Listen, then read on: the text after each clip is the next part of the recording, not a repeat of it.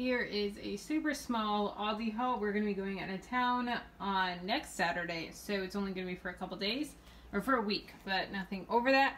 So I spent a total of $28.93 for this. This week for lunches, I'm making chicken sloppy joe bubble up, which I'm really excited about. Some of this I have on hand, so I didn't need to buy it, and it's going to be really, really good. So I'll let you know how I like it. So this is a lot of odds and ends. I got some chocolate covered pretzels for Jamie's lunches, deli select sharp cheddar with some mesquite smoked turkey breast for sandwiches, some parm cheese and angel hair because we're running super low. I had to make cheesecake brownies for my work potluck on Friday, the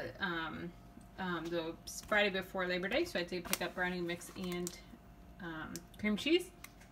This is for the bubble up. I have some 99% fat-free turkey. I'm going to do the ground beef for my coworker for his.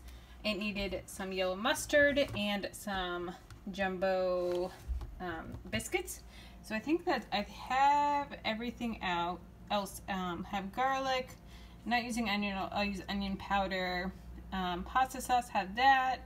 Ketchup. Worcestershire sauce. Brown sugar. Chili powder. Italian seasoning. And mozzarella cheese. So we are good to go on that. Then I got some eggs just to have on hand, some Cheez-Its, chips and olives for lunches, and then also this giant thing of catnip was $3. And someone can smell that it was in there. Yeah, he's smelling the bag because he knows that it was in there. Yep.